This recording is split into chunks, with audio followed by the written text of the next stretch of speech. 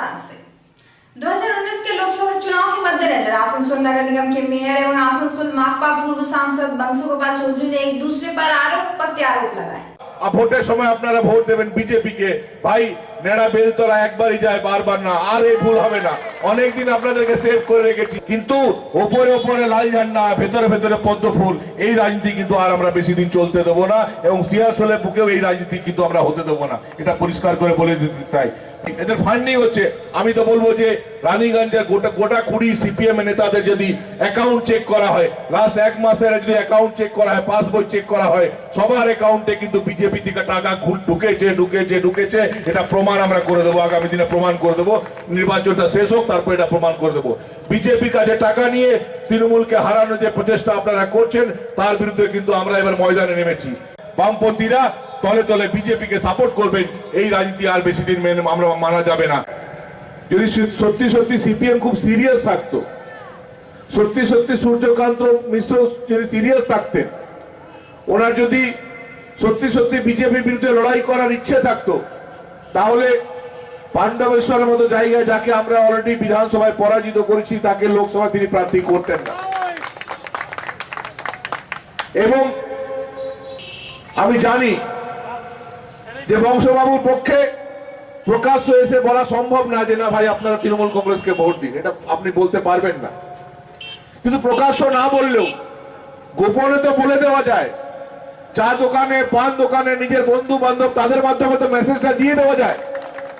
গৌরাঙ্গকে প্রার্থী করে তারা শুধুমাত্র আসানসোলে মানুষকে অপমান করেনি, সবচেয়ে বেশি অপমান করেছে আপনার বংশবাবু, আপনাকে সবচেয়ে বেশি অপমান করেছে। কিন্তু আপনাকে যে অপমান করেছে তার বদলা তো আপনাকে নিতে হবে, তার জন্য আপনি ময়দানে নামুন।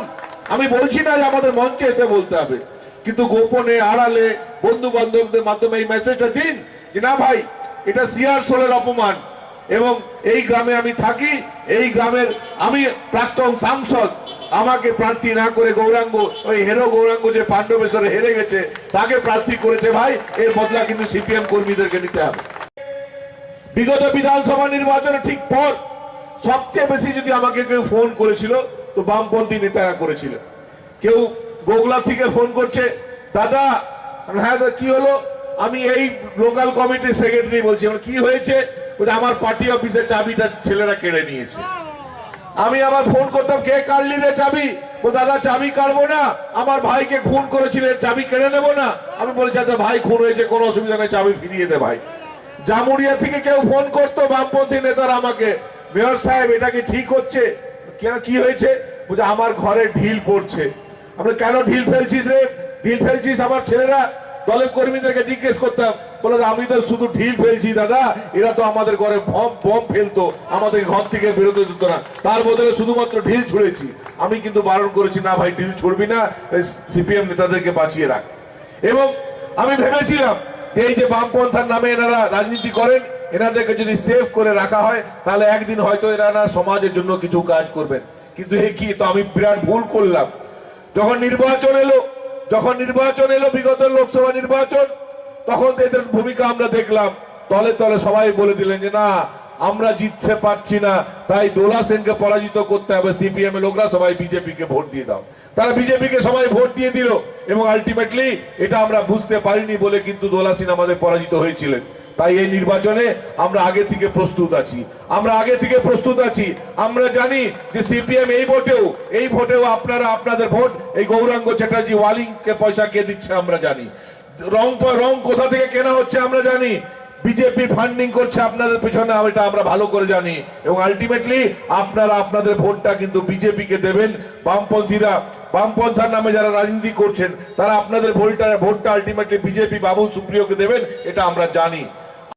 বাপের বেটা যদি হও, তাহলে সিপিএম করলে তোমার ভোটটা ভাই লাল ঝান্ডাকে দাও। তো তুমি যদি বাপের বেটা হও, তাহলে কাস্তা হাতুড়ি তারা চিহ্নে ভোট দাও। আমি জানি সেই ক্ষমতা তোমাদের নেই, তোমরা কাস্তা হাতুড়ি তারা নিয়ে ঘুরবে আর ভোট দেবে পদ্ম ফুলে।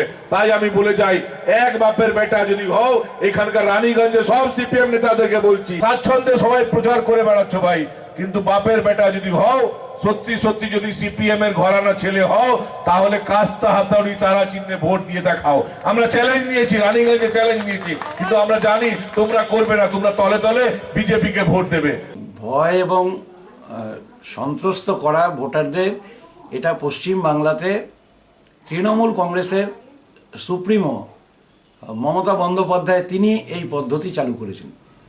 তিনি বলেছেন যে পশ্চিম বাংলাতে আমাদের যে সুযোগ সুবিধা আমরা দিয়েছি সেটা যদি আপনারা বজায় রাখতে চান তাহলে আমাদের 42টা আসনের লোকসভার প্রার্থীকে আপনাদের জয়ী করতে হবে।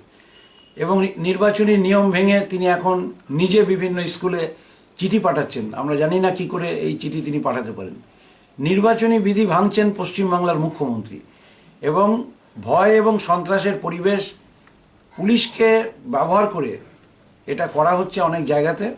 কিন্তু আমরা খুব জোরের সঙ্গে বলতে চাই যে প্রত্যেকটা বুথে আমাদের এবার আসানসোল এবং বর্ধমান দুর্গাপুর এই দুটি লোকসভা কেন্দ্রেই প্রত্যেকটা বুথে আমাদের মজবুত বুথ কমিটি আছে, আমাদের স্বেচ্ছাসেবক আছে।